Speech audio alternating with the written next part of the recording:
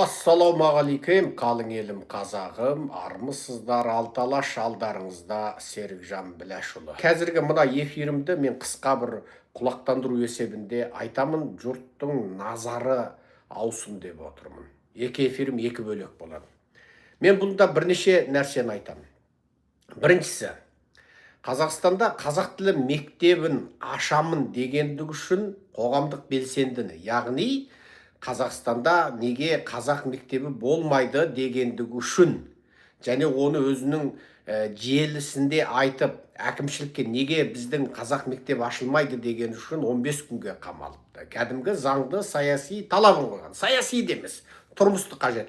Неге бізге су берілмейді, неге бізге электрді қиып тастау керек, неге бізге жаңағы келіп тұрған жаңағы газды тоқтатып қойдыңдар деген сияқты қазақ тілі де әрбір қазақ үшін сондай. Сенің ішіп отырған суың, жағып отырған электрің, газың сияқты оны билік жағынан қиып тастаса, сенің талап қылуың заңды. Себебі сен қазақсың, балаң қазақ мектепте оқу керек. Енді осы азаматты 15 күнге қамапты. Енді осы тақырыпты қазақ халқы көтеру керек. Барлық жерде. Міне күз келе жатыр. Мектепте балалардың оқу керек. Міне Қазақстанда Алматының өзінде не бәрі қанша пайыз дейді? Мен жаңылсам кешіріңіздер, 15% дей ма, 25% дей ма мектеп қана қазақ тілінде екенде, қалғанның бәрі не орысша, не аралас екен. Аралас мектеп деген бекер сөз, оттаған сөз. Аралас мектеп тұтасымен орысша. Ал қазақ тілді мектептің өзінде класста қазақша, балалар сыртта орысша сөйлеседі. Мұғалімнің өзі кейбір сабақтарды орысша береді. Егер орыс қол мұғалім келсе, сабақты орысша бере береді, оған жоқ дейтін адам жоқ. Енді осы мәселені Қазақстан көтеру керек. Балам менің таза қазақша білім алу керек. Маған қазақ тілі, ағылшын тілі жеткілікті. Менің баламды аралас мектепте немесе орыс мектебінде оқытуға болмайды. Мен талап қыламын. Соны талап қылу керек. Бұны мейлі Қытайдан келген қазақ, Өзбектен келген қазақ, Моңғолдан келген қазақ, мейлі Қазақстанның өзіндегі жергілікті қазақ болсын, бұны кәдімгі қатаң түрде мемлекеттік деңгейде талап қылу керек. Бұның пайдасы не? Қазір бүкіл дүние жүзі орысқа қарсы болып тұрған орайда қазақ халқы осы орайдан пайдаланып Қазақстандағы орыс шовинизмін астыға басуға болады. Кем дегенде қазақтың 3 ғасырдан бері қағажу қақпай көрген қазақ тілінің мәртебесін осы орайда халықаралық тақырыпқа айналдырып алуға болады. Оны халықараға айналдыратын міне біз алдыңызда отырмыз. Сондықтан бүкіл Қазақстанда мейлі ауыл, мейлі аудан, мейлі облыс, Астана, Алматы, облыс орталықтар, бүкіл Қазақстанда барлық ірі қалаларда менің балам қазақ тілді мектепке бару керек. Аралас мектеп болмайды, орыс мектебі болмайды. Мен қазақ тілі мектебін құруды талап қыламын. Бітті. Осыған бүкіл қазақ болып ереуілге шық. Қамалсаң 15 күнге қамал. Жаңағы міне Алматыдағы белсенді азаматты қамапты ғой. Сол сияқты 15 күнге қамал. Сенің 15 күнге қамалғаның халықаралықта біз жеткіземіз. Және ол сенің өзіңе де пайдалы. Себебі сен ертең Еуропа, Америкаға барсаң, саған саяси баспана береді. Сенің кәдімгі саяси белсенді деген статусың болады. Неге сен 15 күнге қамалып шықтың? Неге сен орыс тіліне қарсы тұрдың? Неге сен өзіңнің ана тіліңді, өз құқыңды қорғаймын дедің? Міне бұның бірден саяси сипаты бар. Мысалы шетелдерде адамдар мысалы өзінің тілін, өзінің дінін қорғаймын деп қамалған, қудалау көргеннің барлығы Еуропа мен Америкада кәдімгі күрескер ретінде қаралады, немесе зардап шегуші ретінде қаралады. Сондықтан мына қазақтар барлықтарыңыз білесіздер, 15 күнге мына билік сені қамаса, сен зиян шектім деме. Сен өзіңнің ертеңгі Еуропа мен Америкадағы статусыңды өзгертесің. Тіпті сенің балаң, сенің ұрпағыңның да статусы өзгереді. Неге? Ол қудалау көрген адамның, белсендінің, қазақ тілінің мәртебесін көтеріп, басқыншы, импершіл, орыстың идеологиясына, Қазақстанда орыс экспансиясына қарсы тұрған адамның баласы болады. Сен сол қарсы тұрушы боласың. Сондықтан 15 күнге қамалудан қорықпай, міне қыркүйек келе жатқанда бүкіл Қазақстанда, ауылда, аудан, облыс, қала, ауыл демей, тұтасымен бәрі қазақ тілін талап қылыңдар. Мына биліктің арты шыдаса, онда олар бәріңді қамасын. Ал сен бірден статус алып шығасың 15 күнге қамалу арқылы. 15 күнге қамалу. Міне бұл менің осы жолға айтатын бірінші үндеуім. Талап қылыңыздар. Себебі халықаралық адамдық құқық конвенциясы бойынша әр қандай адам өзі ұнатқан тілде, өзі ұнатқан саяси формада, өзінің ұнатқан жерінде, өзі ұнатқан, өзі қалаған діни ұстанымменен өмір сүруге құқылы. Және өзі ұнатқан тұрмыс формасымен. Мысалы, сен көшпенді болсаң, сені мәжбүрлеп отырақтандырса, бұл халықаралық адамдық құқық заңына қайшы. Сен мысалы мына дінде болсаң, сені мәжбүрлеп ана дінге әкелсе, немесе сен дінсіз болсаң, сені мәжбүрлеп дінге әкелсе, немесе сенің діни ұстанымың, мейлі дінді бол, дінсіз бол, атеист бол, анау бол, мынау бол, мысалы, қарғаны құдайды, есекті құдайды, сиырды құдайды, бәрібір. Қысқасы, сенің діни ұстанымыңды мәжбүрлеп сол орта өзгертпек болса, немесе сен сол үшін басқаларға ұқсамайтын, биліктегілерге ұқсамайтын, қандай да бір атың, тегің, фамилияң, болмысың, ұстанымың, бет пішінің, терің, мұрның, көзіңдегі белгілер, басқа физиологиялық белгілерің, басқа жаңағы адами белгілерің, саяси ұстанымың, діни ұстанымың, көзқарасың, анау мынау, осы бойынша қағаз жоғалтпай көрсең, онда сен халықаралық адамдық құқық нормалары бойынша, Женева конвенциясы бойынша, және Біріккен ұлттар ұйымының жалпыға бірдей адамдық декларациясында, адамдық құқық декларациясында айтылған сияқты сен қорғауға алынасың. Сен, яғни, Еуропа, Американың тізімдігінде сен қорғалатын адам іспетінде боласың. Яғни сені билік, сенің осындай белсенділіктерің үшін де жаңағы ұқсамастықтан. Сен қазақ тілін талап қылдың. Енді сенің осы белсенділігің үшін сені егер олар ұзақ жылға соттайды, немесе сені өтіріктен жала жауып, қыз зорлады, айтты, бүйтті, миллиард доллар ұрдап кетті, ана ақ көк деп сені кез келген жаламен соттаймын десе, сенің осы статусың сені қорғайды. Қазақстанның өзінде қорғайды. Себебі батыс бірден айтады, сен мына белсендіні, өзінің ана тілін қорғаймын деген, және өзі ұнатқан тілде оқимын деген белсендіні сен жала жауып, қыз зорлады деп қамағалы отырсың, немесе оның мал мүлкіне тиісіп отырсың, үйін тартып алмақсың, банк ақшасын мұздатпақсың. Сенікі мына мәселені әдейі өзінің саяси мақсатын ұстап отырсың дейді. Сені Қазақстанда да қорғайды, халықарада да қорғайды. Ертең Еуропа, Америкаға барсаң да. Міне бұл батыстың біртұтас адамзатта, әсіресе үшінші дүниежүзі елдерін мәжбүрлеп отырып, ол жерде ересен, зор, жаңағы адамдық құқықты таптау болмасын деп жасаған механизм. Менің бірінші айтатыным осы. Бұл бірінші. Сондықтан бұған қатты көңіл бөліңіздер. Міне қыркүйектің алдында балаңыздың қай тілде сөйлеу мәселесі, балаңызды қазақ тілінде оқыту мәселесі сіз үшін маңызды. Сондықтан осы іске барлығымыз кірісуіміз керек. Тіпті мектептен баласы оқып кеткен ата-аналарда. Сіз де кірісіңіз. Балаңыз мектеп бітіріп кетті, әлде қашан университетте не басқа. Сен де талап қыл. Неге? Сенің құда жекжатың, сенің таныс білсің, сенің немерең бәрібір қазақ тілін талап қылады. Сен де айт. Неге? Мен бір Қазақстан азаматы ретінде, мен басқыншы көрші елдің тілінде, көрші агрессор басқыншы елдің тілінде мен баламды оқытқым келмейді. Менің балам ағылшын тілі керек, қазақ тілі керек. Болды, басқа тілдің керегі жоқ. Осыны талап қылып, барлықтарыңыз наразылық іс-шараға шығыңыздар. Тұтас Қазақстанда саяси күрес алаңына айналдырыңыздар. Енді адамдық құқық заңы бойынша, Қазақстан Республикасының конституциясы бойынша сенің өз таңдауыңды жасауға құқың бар. Сенің ұқсамаған ойыңды айтуыңа құқың бар. Сенің әкімшіліктің бүкіл бюджетін тексеруге құқың бар. Сенің керек болатын болса, Қазақстанның тек ұлттық қауіпсіздігіне қатысты емес шаруаның бәрінде сенің есеп-қисап, мына ақша қайда кетті, ана ақша қайда кетті, мына темаға қанша ақша жұмсалды, мына жолды жасауға қанша ақша жұмсалды, оның қанша игерілді. Сенің білуге толық құқың бар. Мына докторхананы ремонттауға, мына құрылысты ремонттауға қанша ақша бөлдің, оны кім атқарды, ол қандай компания, тендер қашан жарияланды. Сенің білуге толық құқың бар. Бұл конституцияда көрсетілген сенің құқың. Ендеше сен құқыңды пайдалан. Көрдіңіз ба? Сен өз құқыңды пайдалан. Міне бұл бірінші айтатын сөзім. Екінші айтатын сөзім, мен бұл тікелей эфирімді біраздан кейін, мысалы қазір менде бір жиналыс, бір кішкентай видео конференция болады. Сосын мен осы 9-9:30 мөлшерінде екінші эфирімді жүргіземін. Екінші, ол енді өте маңызды мәселе. Мынау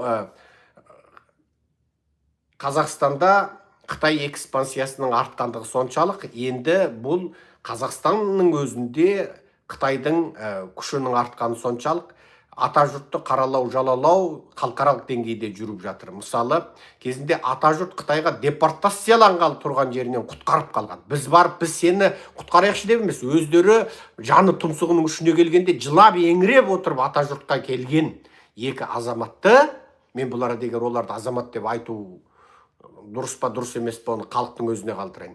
Кезінде жандары мұрнының ұшына келіп, шекарадан Қазақстанға заңсыз қашып өткен, тау асып, тас басып, кәдімгі кеденнен емес, таудан асып Қазақстанға қашып өткен екі жігіт болды. Сосын олар атажұртқа өздері келді.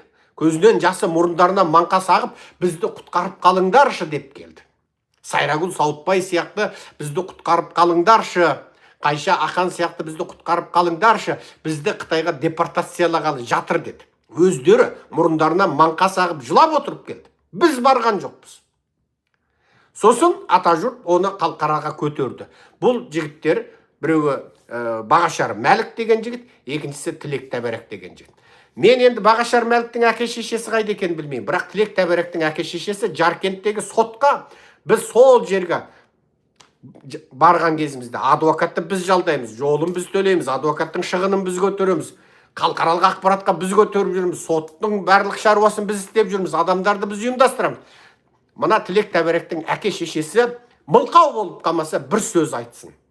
Сендерді де бопсалады ма? Тілек Тәбәрәк сияқты сендер де сатылып, арсыздық жасап, жаңағы су ішкен құдықтарыңа түкіріп, кезінде жандарын қиналған кезде тапқан атажұртқа қарсы үріп кетуге сендер де үргел отырсыңдар ма? Мына балаларыңның үргені қысымнан ба, жоқ арсыздығынан ба? Балаңның арсыздығы сендерден тұқым қуалаған қанмен берілген арсыздық ба, жоқ балаларыңның ісі сендермен қатысы жоқ па? Халықтың алдында бір айтыңдар. Бағашар Мәліктің ата-анасы болса, оларды айтыңдар. Жұбайлары болса, оларды айтыңдар. Бұл бір. Екіншісі, ұлттық қауіпсіздік сендерге қысым жасады ма? Атажұртқа қарсы үріңдер деді ма? Атажұрт сендерге не? Қазақстанның азаматтығын алып беруге тиісті ме? Қазақстанның көші-қон комитетінің ұлттық қауіпсіздігін атажұрт басқара ма екен? Сен Қазақстан Республикасының азаматтығын ала алмаған болсаң, онда сен Тоқаевты кінәла. Халықаралық заң бойынша, Женева конвенциясы бойынша, халықаралық босқындар туралы халықараның келісімі бойынша Қазақстан жанын сақтау үшін Қазақстанға қашып келген азаматтарға босқындық мәртебе беруге міндетті. Егер ол азаматтар өзі келген еліне қайтарылғанда, оны ұзақ жылдық сот, азаптау, түрме және өлім жазасы күтіп отырса, Қазақстан Республикасы оларға саяси босқын мәртебесін беруге, денсаулықты қамтамасыз етуге, медициналық қамтамасыздандыру жасауға және оның тиісті тұрмысына, бала шағасының оқуына, жұмыс істеуіне, қалыпты адам сияқты өмір кепілдік береді деген келісімшартқа Қазақстан қол қойған. Бұл Женева конвенциясы деп аталады. Қазақстан оған қол қойып, оны мақұлдаған.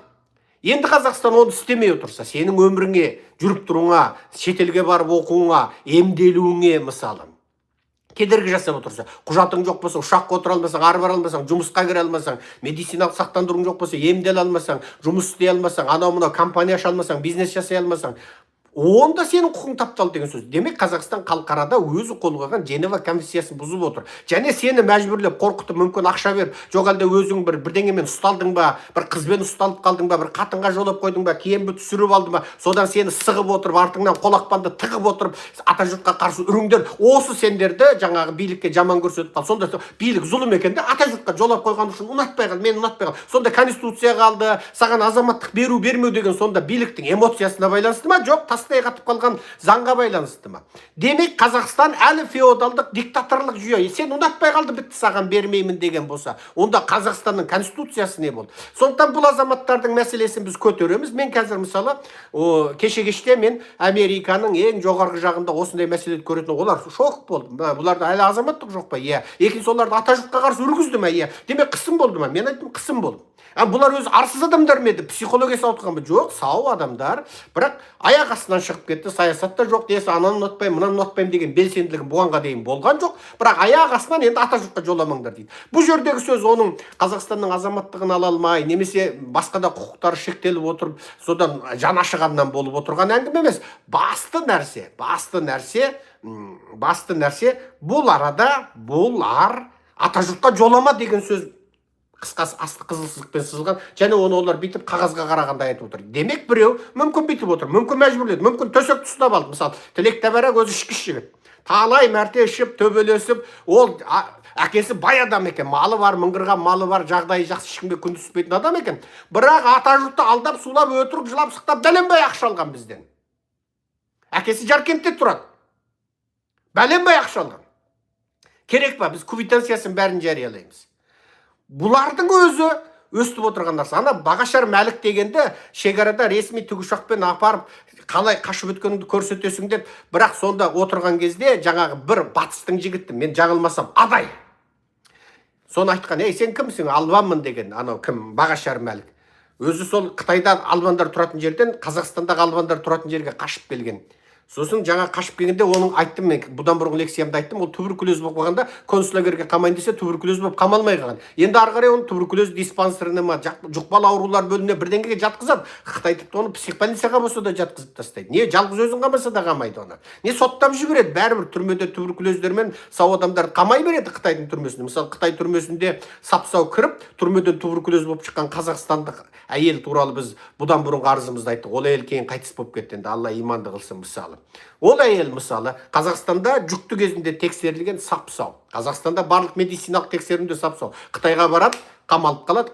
Қазақстан азаматы екеніне қарамай Қытай қамап тастайды, түрмеден шыққанда туберкулез болып шығады. Қытайлар әдейі жұқтырды дейді мысалы солай. Сол әйел мысалы 1-2 жыл бұрын қайтыс болды. Оның ақпараты Азаттықта, бүкіл дүниежүзі медиасында бар, біз шығардық.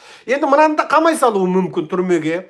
Өстіп бұл жаңағы шекарадан Қытайға қайтарғалы тұрған, қалай өттің, қалай секірдің ба, мына жерден өттің ба, ана таудан өттің ба, мына тасқа тығылдың ба, айтқызып отырған кезде, жаңағы туалетке кірген кезінде жаңағы Адай жігіт айтты дейді, ей ақымақ, сені мыналар қайтара салады Қытайға. Атажұртқа бардың ба десе, бұл айтқан жаңағы Атажұртқа жасырын арыз бердім, ашыққа шыққаннан қорықтым дейді. Жынды мыналарға айт, Атажұртқа бардым, арызымды беріп қойдым, егер мені Қытай қайтарса, Атажұрт жариялайды. Соны анау айтады, мен Атажұртқа барып жасырын арыз беріп қойғам, жарияланған жоқ. Бірақ егер мені Қытайға депортацияласаңдар, Атажұрт шулатады деген. Әгілер шошыған, оңды солды телефон, жаңағы орыстың боғауыз, жаңағы орыстың сөйлегенде айтатын дұғаларын бәрін айтып, біләт деп, анау мынау деп оттап, жаңағы орыстың дұғаларын айтып жүріп, содан бұл өсті бүлдіріп қойыпты дейді. Демек енді ана жақтан келетін жәшік ақша, бәленбай мебель, түгенбай машина, доңғалағы, анау мынау бәрі суға кетті деген сөз. Сөйтіп Бағашар Мәлікті әлгілер қайтадан өңдері ұшып күл болып кетті, көмір болып кетті дейді.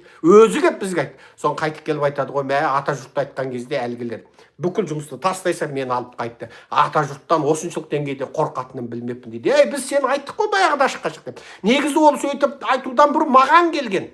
Оны мына қазір Америкаға біз алып келген Гүлзира Әуелқан деген әйел бар.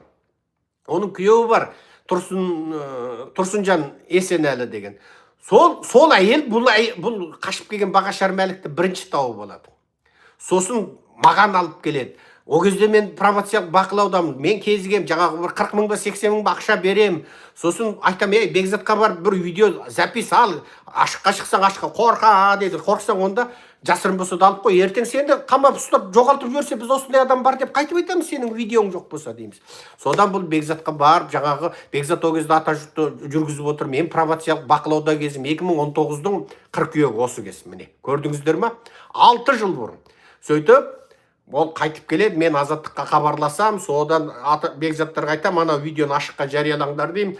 Соны Азаттықта қуанып кетеді, тағы бір Сайрагүл шықты деп, әлгі жерде Көкбазарда жетім бұрыштан бір үйді жалдатып қойып, дереу оған Азаттықтың журналисті күні бұрын тығылып тұрады. Анау келеді, біздің бір жігітіміз алып келеді, ұшырған бетте, сол Нарынқолма келген жақтан әкелген бетте Азаттыққа сұхбат беріп, Азаттық сол күні жариялап жіберген кезде, сонымен бұл жігіт қалады. Енді бұл жерде қысым. Қазір мен бұны қалқараластырып жатырмын. Американың, мысалы, Еуропаның біраз жеріне жіберіп болдым. Бәрі тағырқап отыр. Демек, бұл адамдар аяқ астынан дәрі ішіп қойды ма, не болды, оттатты ма, бопсаланды ма, төсекте бопсаланды ма, мысалы, қызға ұсталып қалды ма, жоқ, кембінің бір кембішник қыздары деп алдап сулады да, бас салып жаңағы қонақ үйге алып барды. Сосын бұлар шайына бірдеңе қосып жіберді, білмейді. Сосын енді кембі түсіріп алды да, видеоны енді қатындарың айтам, қатындарың быт-шыт болады, тасталқан ажырасасың, болмаса енді сен Атажұртқа үрді ма? Жоқ, шынында бұларға Қытай бір 1 миллион юан берем деді ма? Жоқ, кембі, сендер Серікжанға Атажұртқа қарсы үрсеңдер, біз азаматтық береміз деді ма? Бұл қазір бүкіл халықараның назарын аударған мәселе болып отыр. Енді қазір кезінде шешесі қамалып қалған кезінде жаңағы шешесінің қамалып қалғанын айтып, жаңағы ойбай, менің 80-ге келген шешем Қытайда барып қамалып қалды. Сол шешемді құтқарып беріңізші деп бізге еңіреп мұрнынан маңқа сағып, беті табақтай бір қазақ келді. Содан әлгі қазақтың ойбай сенің шешең қайда? Іле Қазақ автономиялы облысының Нылқы деген жерінде шешем 80-ге келген, осындай сөйтіп Қытайға туышылап барған кезінде қамалып қалды. Сөйтті де енді сол шешемді құтқармасам болмады деп аңырап, кәдімгідей мұрнынан маңқа сағып қорсылдап бір жігіт келді. Содан біз әгін кел отыра қал, онда біз оның бір ғана жолы бар, өстіп жаңағы қалқараға дабыл қағамыз, сол бойынша сенің шешеңді құтқарып аламыз жаңағы. Қазір 1 минут деп әлгі жігітті қасымызға отыра қаламызда, сол жерден отырып қалқараға дабыл қағып әлгінің шешесін құтқарып қаламыз. Содан шешесі Қытайдан шығады, қайтып келеді. 80-дегі адам мүмкін сол жақта өліп қалса, жерлейтінде бала шағасы Қазақстанда, ол кезде аттап баса алмайды Қытайға. Сол жігіт артынан бізге белсенді болып, сіздерде қастарыңызда жүрейік дейді. Бір ауыз шетелше білмейді, бір ауыз Қытайшада дұрыс білмейді, тіпті ұйғыршанда дұрыс білмейді. Қазақшасының өзін ине жұтқан ит құсап ыңқылдап отырып, сызданып, керіліп, созылып, 10 минут ойналып, аузынан бір ауыз сөз шығаратын бір бейшара. Сол енді қазір мынау ұйғырлардың Istiqlal TV деген YouTube арнасына сұхбат беріпті. Бұл Istiqlal TV деген Түркиядағы ұйғырлардың бір жаңағы YouTube арнасы. Онда бұның айтуында енді Серікжан айткенде бүйткен, ұйғырлар деген қуанып жатыр. Ано тіпті өліп қалған 77 әкесі тіріліп келгендей мәз болып қуанып жаңағы. Ойбайда ойбай, Серікжан деген Қытайдың шпионы екен. Серікжан деген осындай екен, ол сырлы адам екен. Ойбай, міне бөкіл жұмысты ата жұрт емес, Серікжан емес, мына Ербол екен ғой, Ербол осы ұйымды құрыпты. Ербол осы ата жұрт етіп, шетелдің тілшілеріне осы сұхбат беріпті дейді. Ол қайтып сөйледі екен. Ербол өстіп, Ербол бүйтіп, содан атақтың бәрі Серікжандікі болып, елдің бәрі Ерболды көрмей, Серікжанды лидерде Серікжанды айтып кетті. Болмаса үндемей жүріп, осы бүкіл қалқараға дабыл қаққан жігіт осы екен емес ба деп, әгі жерде Ерболды міне.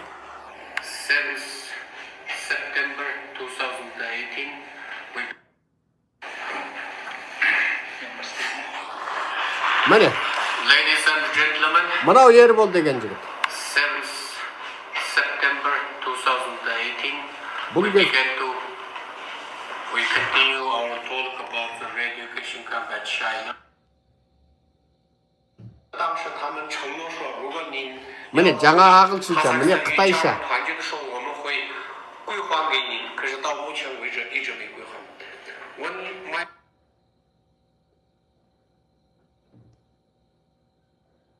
Мына жерде көрдіңіз ба? Ағылшынша бір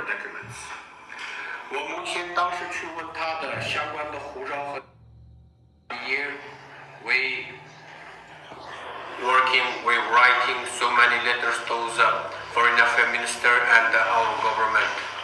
这是我目前被软禁在立刻线以后，我们不停地送韩国相关。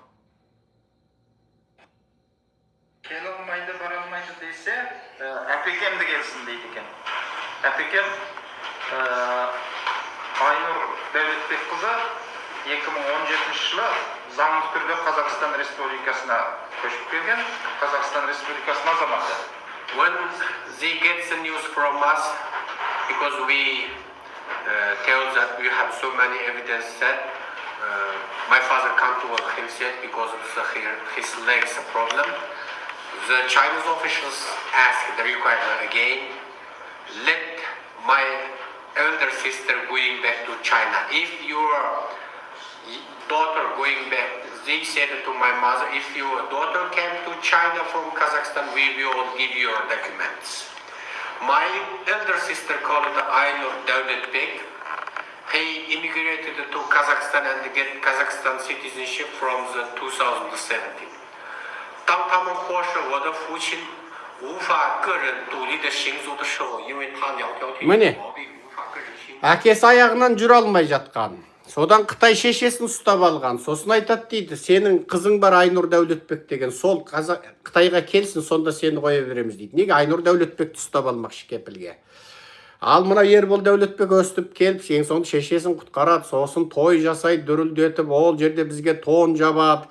жаңағы балғысын айтады, бұл Ербол Дәулетбектің інісі бар, Серікжан Біләшұлы жасасын деп, тойда елдің бәрін күлдіреді, жасасын деген ұран. Енді Қытайда баяғыда Маузидон жасасын деп айтады ғой да, соған ел күліп кетті әгі жерде. Серікжан да бір Маузидон сияқты бір сөйтіп жаңағы, ол бірақ ол жігіт түсіндірді артынан, жаңағы мен жасасын дегенде, міне анамызды құтқарды түрмеден, мен ол кісіні жаңа бір лидер сияқты емес, еткен еңбегі, жаңа Құдай өмір жасын ұзақ қылсын деп, әлгі жерде Серікжан Біләшұлы жасасын деп, қолын көтеріп, ұран көтеріп, бәрімізді бір күлдірген болатын. Ол видеолардың бәрі бар, тойға түсірген, жаңа тон жапқан бүкіл ата жұрттың мүшелерін шақырып, бәрін сыйлаған. Енді бұл жігіт алды да, бұл да төсек ұсталды ма бір бәле. Бұл өзі сондай сері жігіт, өзін сері сезінеді екен. Енді ана жалпақ бетке, ана сыздаған май бетке қандай қыз қарайды білмеймін. Енді 10 жыл 20 жыл еркек көрмеген әйелдер енді амалсыз шарасыздан 10 жыл 20 жыл енді Сахараның чөліндей, Такламаканның құмындай қурап қалдық. Жаңағы барса келместің құмындай болып, солар қарамаса енді бұл жігітке сөйтіп, бұл да төсек ұсталды ма бір бәле. Бұны да сылаңдаған кембінің қыздары тапсырыспенен қонақ үйге апарып, сосын бұл жігіттің камераға түсіп қалды ма. Бұл да 2019 жылы мен ұсталғаннан кейін, мүмкін ұсталудан бұрын бұл киімбіге сатылды. Содан бастап ата жұртты өз атына тіркеп алды. Тіпті бүкіл Серікжанға бостандық деп белсеніп жұмыс жасаған адамдардың бәріне Қайрат Байтолла кеп айтады екен, жаңа Серікжан бітті, кетті, сотталды деп. Өкінішке орай, олардың өкінішіне орай мен аман қалдым. Енді бұл қазір жаңағы ұйғырлардың Истиқлал дейтін жаңағы ютубіне барып алып, ойбай Серікжан оңбағанда оңбаған деп әлгі жерде сөйтіп қысқасы ойбайды салып жатыр екен міне. Онда жаңағы айтысында Серікжан енді Қытайдың енді арнайы дайындаған адамы екен. Енді сол Қытайдың дайындаған адамы Қытайдың қылмысын ашады екенбіз. Міне, мынаны қараңдар. Міне. Hazır bunda besim болған болса, mesela ulanın avazımı өшірілген болушы мүмкін. Бұл халық оның başlıklarından әрбірісі пұл үшін әмбішіні қылып атыр. Бұл шіріклік бәк иғыр Қазақстанда. Шіріклік пұл білән әл қыладыған ішінің әмбісіне.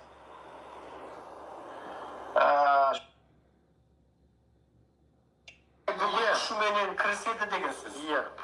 Бұны әрбір қазақ баласы, әрбір түрік есінде мықты сақтау керек. Бұл әрбірден кейін біз әзір қорқақтықпен айта алмай отырмыз көп нәрсені. Қытайға жақпай қаланба, орысқа жақпай қаланба деп біз көп нәрсені қорқақтап айта алмаймыз.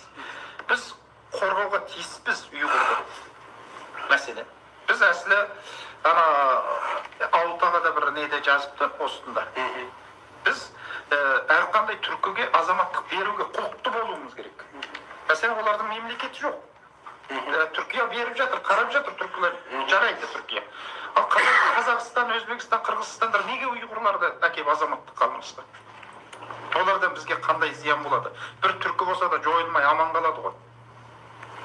Мысалы, 30 жылға таяу шекарамыз ашып тұрды осы кездерде. Ол ұйғырларға сол кезде біз азаматтық берген болсақ, әзір жойылғалы тұрған 15-16 миллион ұйғырдың кемінде 2-3 миллион сақтап қалатын едік. Бұл үлкен сауапты жұмыс еді. Еліміздің болашақтағы адам санының өсуіне, бүкіл экономикасының дамуына бұл қандай үлкен күш болар еді. Еңбекшіл өзіміздің сөзімізге қарсы біреулер айтады. Ұйғырлар мүмкін Қазақстанда территория талап қылса қайтесің деп қарсы уәж айтады. Адамдар шығады. Бұған сені деп жауап бересің. Территорияңды Қытай алғанша, орыс алғанша, ұйғыр алған әлде қайда жақсы ғой. Осы территория осыменен кете берсе Қытайдың қолына түсіп кетеді ғой. Ол ашық тұрған әңгіме ғой. Тұр әзірге. Міне көрдіңіз ба, территорияңды Қытай алғанша, орыс алғанша ұйғыр алсын дейді. Бүкіл 15-16 миллион ұйғырды Қазақстанға кеп азаматтық алып берейік дейді. Бұл жігіттің сөзі. Енді бұл кезінде бұл сұхбатты бұл айтады. Ол кезде журналист Тоқтар Жақаш бар, журналист Жолымбет Мәкіш бар, жаңағы түркиялық азамат кім бар, Қашықшы бар, Қасықшы. Бәріміз отырып сұхбат жасадық. Қазақтың жерін ұйғыр алсын дейтінді. Және Қытайдан 15-17 миллион ұйғырды көшіріп алып Қазақстанда азаматтық берейік дегенде мен айтқан жоқпын. Бұл айтып отыр. Көрдіңіз ба? Бұл айтып отыр. Енді осы үшін мен үйғамақта отырған кезде Серікжан ұйғырдың адамы. Серікжан айтты деп. Елдар айтты, Серікжан емес, Ербол Дәулетбек айтып отыр ғой дегенде, ол енді Ербол Дәулетбек Серікжанның өкілі деп тұрып жала жатқан болатын. Бірақ менің аузымнан шықпаған сөзге мен жауап бермеймін. Бірақ бұны маған бап ретінде қосалған жоқ. Бірақ мынау арқылы Серікжанды ұйғыршыл деген болатын. Енді кім ұйғыршыл екендігі міне шығып отыр. Әрине ұйғыр халқының басындағы жағдай ауыр, бірақ ол үшін біз жерімізді бере алмаймыз. Вирджинияда ел, мысалы анау Рохинджа мұсылмандары Мьянмарда қырылып қалды, геноцид ұшырап. Бүкіл ел Рохинджаға жер алып берейік деп, немесе өз жерін берді ма, сол сияқты. Ұйғырлардың да жағдайы осы. Тибет мысалы қырылып келе жатыр, 70-80 жыл болды, қынадай қырылып жатыр. Бірақ Тибетке біреу жер беріп, Тибетстан құрып ал деді ма? Жоқ, міне осы сияқты әңгіме. Ал енді бұл Ербол Дәулетбек Қазақстан ұлттық қауіпсіздік комитеті тіркеп берді, атажұрт еріктілері деп. Қыдырәлі Оразға атажұрт жастары деп тіркеп берді. Екеуі де Қазақстан ұлттық қауіпсіздік комитетінің адамы. Себебі Тоқаевтың алдындағы сүйіктісі, тәттісі болған Айман Омарова дейтін маймыл бар. Айман Омарова ұлттық қауіпсіздік комитетіне бопсаға ілінген адам. Неге? Ол кезінде түрмедегі жүкті болған орыс қызды құтқарамын деп атағы шықты, жүкті болып қалған түрме полицейлеріне. Сөйтіп атағы шықты, сөйтіп түрмедегі әйелдің құқын қорғаушы болды. Артынан ол тағы бір орыс қыз, Қазақстанның бір депутатын жаңа бопсалаған, себебі ұзақ жыл онымен төсектес болған, тоқал болған орыс қазақ депутатқа. Содан ана орыс әйелге Айман Омарова сөз үйретіп, сөйтіп жүріп, ана депутаттың қанын ішкен ғой, жерін алған, ақшасын алған, әкел